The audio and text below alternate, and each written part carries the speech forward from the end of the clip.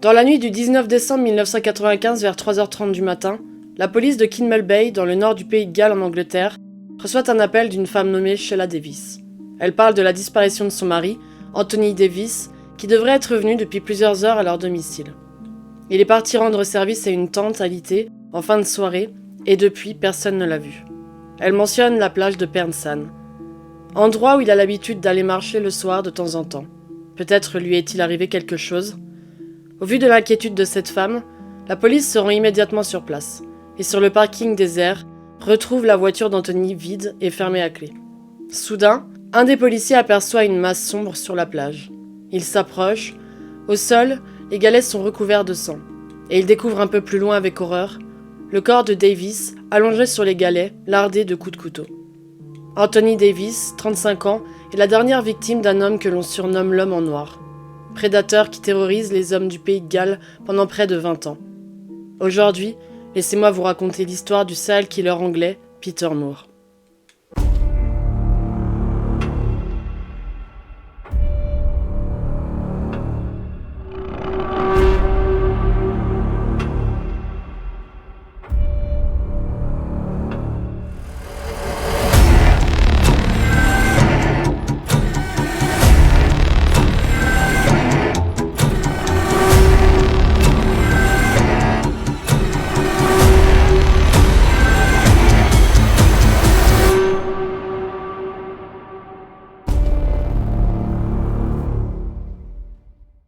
Bonjour à tous, c'est Manaria, j'espère que vous allez bien. Pour les nouveaux, bienvenue. Sur cette chaîne toute neuve, je parle de faits divers, de paranormal et de tout ce qui touche à l'étrange en général. Si cette vidéo vous plaît, je vous invite donc à m'aider à développer cette chaîne en vous abonnant et en laissant un pouce bleu ou un commentaire. Présentation faite, je vais donc vous parler aujourd'hui d'une affaire sur laquelle je suis tombée par hasard et que je ne connaissais pas. L'histoire de Peter Moore, serial killer anglais surnommé l'homme en noir. Edith et Ernest Moore essayent d'enfanter déjà depuis plusieurs années. Edith, se pensant stérile, tombe enceinte à plus de 40 ans. Peter Moore naît le 19 septembre 1946 à Sainte-Hélène, dans l'ouest de l'Angleterre. Enfant unique, Peter est donc considéré à sa naissance comme un bébé miracle. Sa relation avec sa mère est alors plus que fusionnelle.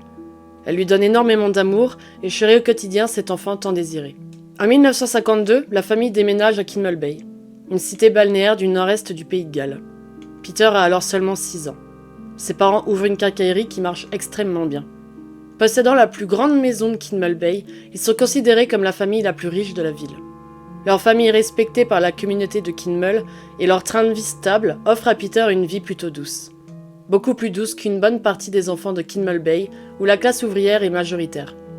Peter grandit, et à l'école c'est un enfant poli et bien élevé. Mais les gens disent de lui qu'il est plutôt solitaire. Très grand pour son âge, il se différencie de par sa taille, mais également de par son comportement considéré comme maniéré. Les autres pensent de lui qu'il est gay, et à la maison, son père ne supporte pas cela. Il faut savoir qu'à l'époque, l'homosexualité était extrêmement mal vue en Angleterre, puisque passible de prison jusqu'en 1967. Le père de Peter, Ernest Moore, est un ancien militaire très autoritaire ayant un fort penchant pour l'alcool. C'est un homme grand et imposant. Homophobe, il rabroue son fils constamment. Peter Moore parle d'un père violent, autant physiquement que psychologiquement. L'éducation de son père est en totale opposition avec celle de sa mère. Peter se met donc à détester son père. Peter s'isole du reste du monde, se sentant différent des autres enfants. Il sait qu'il est attiré par les garçons, et durant sa solitude, il se passionne pour le cinéma et passe donc son temps à développer ses connaissances sur le sujet. Une fois sorti de l'école, Peter travaille à la quincaillerie avec son père, et lors de son temps libre, il rencontre des hommes en cachette. De cette façon, il réussit à dissimuler son homosexualité à tout le monde, et en particulier à ses parents. Après 1967, Peter se met à fréquenter des bars gays autour de Liverpool, mais aussi des salles de cinéma où l'on diffuse des films un peu osés. En explorant sa sexualité, Peter se met à avoir un fétiche, la domination. Il porte un grand intérêt pour le côté dominateur, mais pas seulement. Il se fascine également pour la culture allemande de la Seconde Guerre mondiale, et fantasme sur l'image hyper dominante de l'armée allemande de cette époque, vrai courant dans les films pour adultes des années 70. Et durant ces années de découverte, Moore devient de plus en plus obsédé par ses fantasmes de contrôle absolu. Son parcours de criminel commence alors en 1975. Peter Moore a 29 ans, il sort la nuit tout de cuir noir vêtu. Bottes hautes, pantalons, manteau long et casquette, à l'image d'un haut gradé allemand de la Seconde Guerre mondiale. Armé d'une matraque, il repère ses victimes dans des bars ou des lieux de rencontre gays autour de Liverpool et dans le nord du Pays de Galles, ou lors de déplacements nocturnes à bord de son véhicule, lorsqu'il croise des hommes marchant seuls au bord de la route. Certains perdent connaissance durant l'attaque, et plusieurs sont grièvement blessés et font de longs séjours à l'hôpital. Quelques-uns porteront plainte, mais Peter ne sera jamais suspecté grâce à sa réputation d'homme respectable et à son casier judiciaire vierge. Car oui, dans la communauté de Kinmel Bay, Peter Moore a acquis une parfaite image auprès des locaux. L'été, cette cité balnéaire est extrêmement touristique, mais l'hiver, les gens sur place se connaissent tous. Et Peter Moore est connu pour être un homme charmant, extrêmement serviable, poli, un vrai gentleman. En 1979, le père de Moore décède. Peter devient donc le gérant de la quincaillerie à l'âge de 33 ans. Parallèlement, il doit également s'occuper de sa mère avec qui il vit toujours. Toujours passionné par le monde du 7e art, il achète un ancien cinéma en 1990 dans la ville de Baguild. Il consacre les samedis à ce qu'il appelle les Saturday Cinema Club. Il diffuse un dessin animé et permet aux parents de laisser leurs enfants durant la séance pour aller faire leurs courses du week-end. Les sucettes sont même à moitié prix. En 1994, il en achète un second, à Holyhead. On parle de lui comme le sauveur des vieux cinémas, il fait revivre ces vieux établissements et pour cela, il est réellement respecté. Il passe plusieurs fois dans la presse ou les journaux télévisés locaux, dans lesquels il passe pour un homme d'affaires gentil et accessible. Pendant ce temps-là, Peter Moore continue ses agressions. Il est donc un homme d'affaires respecté le jour, et la nuit, en secret, un sombre prédateur. Peter contrôle la situation et il aime ça plus que tout. La vie est donc parfaite à ce moment-là. Mais en avril 1994, sa mère Edith Moore décède. Les gens qui entourent Peter constatent alors un changement dans sa personnalité. Il pressente comme une colère refoulée et devient un peu plus renfermé. Cet épisode douloureux ne l'empêche pas d'acheter un 3e cinéma en 1994 à Denby. Les mois passent, dans la maison familiale, il ne reste que lui. Aujourd'hui, il est libre d'utiliser la maison comme il en a envie. Des hommes viennent à son domicile pour qu'ensemble, ils se livrent à des pratiques particulières dans lesquelles Peter Moore peut user de ses nombreux accessoires et de son autorité. Mais sous son succès apparent se cache une réelle instabilité financière. En achetant son 3e cinéma, il a mis la stabilité de ses finances en danger. Il pense secrètement à en fermer un, mais toujours caché sous ses apparences, fait croire aux gens que l'achat d'un 4e est en cours. Harcelé par son banquier, la situation lui échappe alors peu à peu. Le 19 septembre 1995, c'est l'anniversaire de Peter. Il vient d'avoir 49 ans, et ce jour-là, il décide de s'offrir un cadeau. Il se rend donc dans une armurerie et flash sur un poignard commando qu'il achète et avec lequel il pense assouvir ses nouveaux désirs. Peter Moore est de plus en plus sombre, encore plus depuis le décès de sa mère. Elle était le garde-fou qui protégeait le monde extérieur d'un monstre encore plus redoutable. Ce monstre qui aujourd'hui ressent le besoin de tuer pour de bon. Pour encore plus de satisfaction sexuelle, une domination totale de l'autre. Au point d'avoir également le droit de vie ou de mort sur ses partenaires. Avec ses problèmes financiers, il perd peu à peu le contrôle. Et pour pallier à cela, Peter a trouvé une solution terrible. Henry Roberts est un cheminot de 56 ans à la retraite, connu pour son côté solitaire et excentrique. Il vit seul à Anglesey, dans une maison à l'allure quelque peu délabrée, depuis le décès de sa mère 9 ans plus tôt. Depuis qu'il est seul, il a pris l'habitude de se rendre chaque jour au pub, pas très loin de chez lui, et peut boire jusqu'à 100 livres par visite. Un soir, Peter rentre d'un de ses cinémas. Et il aperçoit Henry au bord de la route A5, rentrant du pub à pied. Ça y est, il a trouvé sa nouvelle proie. Il se dit qu'il ferait une victime parfaite. Et chaque soir, il voit Henry marcher d'un pas décidé. Nous sommes donc toujours au mois de septembre 1995. Henry est chez lui, satisfait par son passage quotidien au pub. Il entend du bruit dans sa cour. Il sort alors, se dirige vers un cabanon pour situer la provenance du bruit. Il n'a alors aucune conscience du piège mortel qui l'attend. Un homme, habillé de cuir noir et armé d'une dague de combat, lui saute soudainement dessus. Des premiers coups de poignard l'atteignent. Il essaye de se sauver en direction de la maison, mais l'assaillant le suit et continue de le frapper de sa lame tranchante et froide. Henry finit par s'effondrer. La vie le quitte par litres. Une fois le dernier souffle d'Henry expiré, l'homme en noir lui baisse son pantalon et lui assène des coups de couteau sur le fessier. 3 jours passent et les habitués du pub s'inquiètent de l'absence d'Henry Roberts. L'un d'eux se décide à lui rendre visite pour voir si tout va bien. Arrivé dans la cour d'Henry, il voit avec effroi le corps de son ami au sol. Choqué, Il se précipite vers le pub pour avertir de ce qu'il vient de voir et ordonne à la gérante d'appeler la police. La police arrive chez Henry et constate également de l'horreur.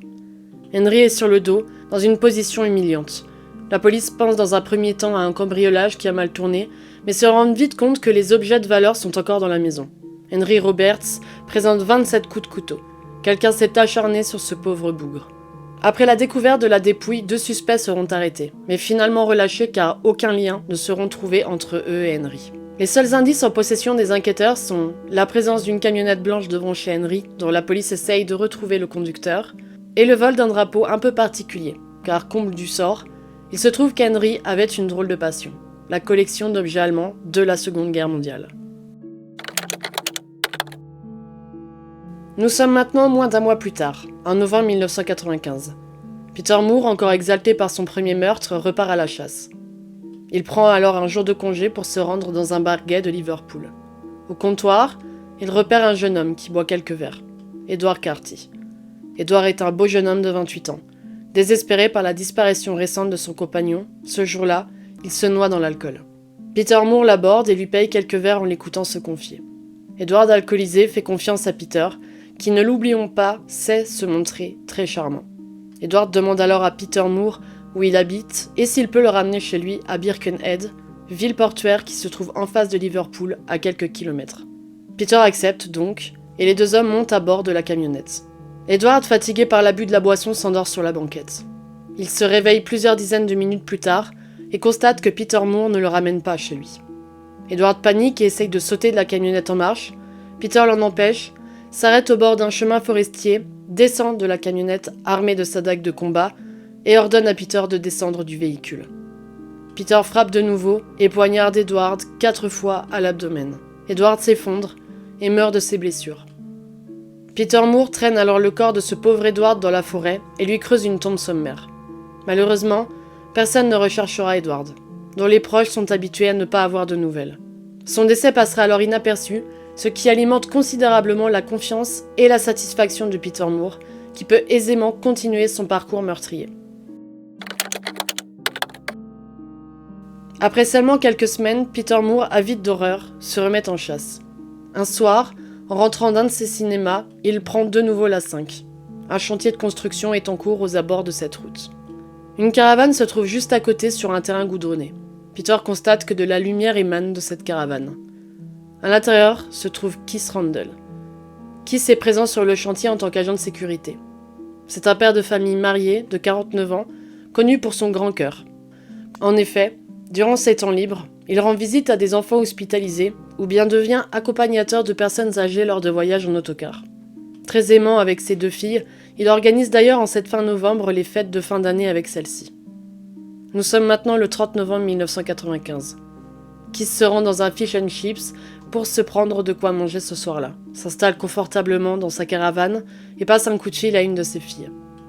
La nuit est bien avancée lorsqu'il entend frapper à la porte. Étonné, puisqu'il n'attend aucune visite ce soir-là, il ouvre malgré tout sa porte. Un homme est là dans la pénombre de la nuit, habillé en cuir noir. L'attaque débute alors et malgré les premiers coups de couteau, Keith se défend. Les 2 hommes se retrouvent à l'extérieur. Peter Moore le domine et parvient à ses fins. Keith s'écroule. Il est la 3e victime de Peter Moore, qui a de nouveau frappé et continue de répandre la mort derrière lui. Le lendemain, des ouvriers du chantier arrivent de bonne heure pour entamer une nouvelle journée de travail. Et retrouvent Keith, pantalon baissé, sur le dos.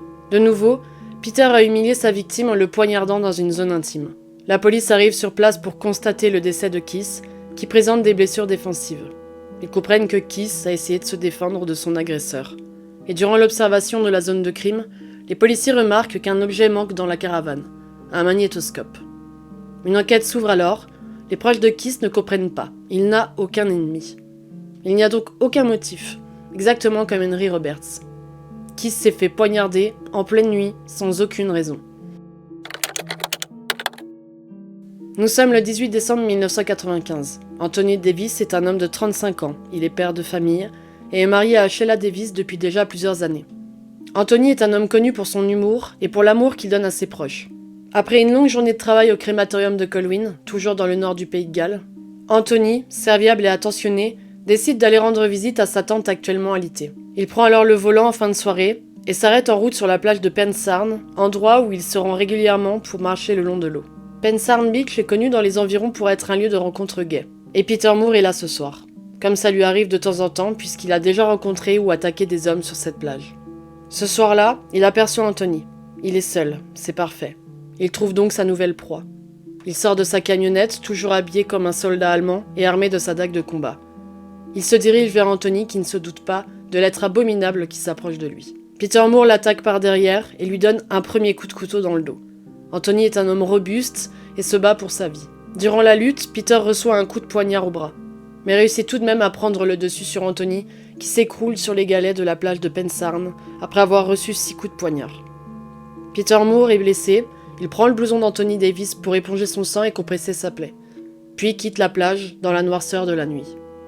Les heures passent et Sheila, la femme d'Anthony Davis, appelle certains membres de la famille pour savoir s'ils l'ont vu ce soir. Mais tout le monde répond par la négative. Elle appelle alors la police vers 3h du matin pour prévenir de la disparition de son mari qu'elle juge inquiétante, et les envoie vers la fameuse plage où ils retrouvent le corps inanimé de son défunt mari. La police, ayant connaissance de la réputation de Pensarn comme étant un lieu de rencontre, lance un appel à la communauté gay du nord du Pays de Galles en publiant dans les journaux un appel à témoins, et mettant à disposition une ligne téléphonique anonyme. Plusieurs appels sont alors reçus, et beaucoup de témoignages parlent d'un homme en noir qui, la nuit, attaque et vole des hommes seuls depuis plusieurs années. Beaucoup de victimes extrêmement stigmatisées par leur orientation sexuelle ne portent pas plainte. Un appel donne des détails sur une rencontre faite sur cette plage, durant laquelle l'anonyme dit avoir évité la mort de justesse. Il parle d'un homme en noir qui lui a proposé de venir s'amuser chez lui. Il monte alors dans la camionnette blanche de cet inconnu qui l'emmène chez lui à Kinmel Bay. Une fois à l'intérieur, il est alors attaché et torturé. Il se souvient vaguement de certains détails de la route pour se rendre chez cet homme. L'enquêteur, fort de ses nouveaux indices, suit donc les instructions pour se rendre sur les lieux décrits par l'anonyme au téléphone. Un rond-point, un feu, une maison juste après sur la droite. Stupéfait, l'enquêteur reconnaît cette maison. C'est celle de Peter Moore. Il le connaît bien puisque Peter Moore a déjà eu affaire à ce policier qui s'est déplacé de temps en temps pour des vols à l'étalage dans la quincaillerie. La police obtient alors un mandat d'arrêt. Le 21 décembre, 3 nuits après le meurtre d'Anthony Davis, la police arrête Peter Moore au volant de sa camionnette blanche, dans laquelle se trouve cachée dans un sac l'arme du crime recouverte de sang séché. L'agent des forces de l'ordre lui passe alors les menottes. Peter Moore n'a aucune réaction, ne pose pas de questions et suit l'agent jusqu'à la voiture de police. Des analyses du sang retrouvé sur la plage de Pensarn prouvent qu'en effet, c'est bien celui d'Anthony Davis. On en retrouve également sur le couteau de Peter. Celui de Moore a également été retrouvé sur la scène de crime et prouve qu'il était bien présent le soir du meurtre. La police obtient donc un mandat de perquisition pour fouiller le domicile de Peter Moore, qui est maintenant inculpé de meurtre. Dans la maison règne une ambiance particulière. Les pièces sont toutes décorées avec des objets de torture ou de culture allemande datant de la Seconde Guerre mondiale. Seule la chambre de la mère de Moore ne présente aucun de ces objets. Elle est restée intacte depuis le décès de celle-ci. Dans certaines pièces, les murs et les plafonds sont recouverts d'éclaboussures de sang. Les policiers trouvent des coupures de journaux sur les meurtres d'Henry Roberts et de Keith, mais également des objets appartenant aux victimes. Caché sous un canapé, le magnétoscope de Keith dont la police possède le numéro de série. Le manteau d'Anthony Davis est retrouvé dans le couloir de l'entrée, lavé et accroché au porte-manteau. Et au mur, on retrouve le drapeau d'Henry Roberts. Peter Moore, confronté à ces trouvailles, ne résiste aucunement. Il avoue les meurtres et parle même de celui d'Edward dans la foulée, fier une fois de plus de contrôler la situation en mettant sous le nez des policiers le nom d'une victime dont ils n'ont pas connaissance. Sur une carte, Peter Moore entoure l'endroit où trouvait le corps d'Edward. Son corps est donc retrouvé le 23 décembre 1995 dans la forêt de Clocaenog, dans un état de décomposition plus qu'avancé. Durant les interrogatoires, Peter avoue qu'il avait déjà une 5e victime en tête, son banquier. Il avoue avoir également attaqué des hommes seuls la nuit dans toute la campagne du Pays de Galles et aux alentours de Liverpool, entre les années 1970 et 1990. 50 seront recensés. Peter Moore, jugé le 28 novembre 1996 devant le tribunal de Flintshire, est condamné à la prison à perpétuité. Durant son procès, il ne montre aucun remords, bien au contraire. Il prend du plaisir à torturer encore davantage les familles des victimes, en montrant de la satisfaction lorsque les meurtres sont évoqués, et en regardant droit dans les yeux les proches des personnes disparues, affichant sur son visage un sourire narquois. Lorsque les journalistes le prendront en photo aux abords du tribunal, il ne se cache pas sous une veste ou autre comme beaucoup de criminels. Il semble au contraire réjoui et décontracté. Peter Moore est incarcéré dans une prison de haute sécurité qui détient 600 des prisonniers les plus dangereux du Royaume-Uni, principalement des meurtriers et des délinquants sexuels. Ce qui est étonnant avec Peter Moore, c'est que son enfance n'a pas été aussi chaotique que beaucoup de serial killers. Ce que je pense, c'est que la différence énorme d'éducation et d'affection provenant des deux parents ont créé comme une rupture dans sa personnalité. Deux phases bien distinctes, représentant chacune l'image d'un de ses deux parents. D'un côté, on a un homme bien éduqué, serviable, respecté, représentant la partie de lui emplie de la bienveillance et de l'amour de sa mère. Et de l'autre, la part sombre nourrie par le rejet et la violence de son père, à l'éducation ultra stricte, dominateur et égocentrique. J'ai lu la conclusion de certains criminologues qui disent qu'en dominant et en tuant des hommes, il tuait l'image de son père. Peter Moore était un réel prédateur sexuel qui satisfaisait ses désirs en dominant de la manière la plus extrême des hommes par qui il était finalement attiré. Et en profanant certaines de ses victimes, il en faisait encore davantage des objets de gratification sexuelle. Et puis comme beaucoup de tueurs, il conservait des objets appartenant à ses victimes pour pouvoir revivre de nouveau les crimes lorsqu'il les regardait. Et ce que je trouve encore plus triste dans cette histoire, c'est qu'il a profité de la faiblesse d'une communauté qui était à l'époque plus que stigmatisée pour pouvoir perpétuer ses meurtres et par le fait ne jamais avoir été arrêté pour ses agressions, et ce durant plus de 20 ans. Si vous êtes arrivé à la fin de cette vidéo et que vous avez apprécié mon travail malgré l'atrocité de mon récit, je vous invite à vous abonner à ma chaîne, à liker ou à commenter sous cette vidéo. S'abonner à mes réseaux sociaux est aussi un bon moyen pour soutenir ma chaîne. On se retrouve dimanche prochain et d'ici là, faites bien attention à vous.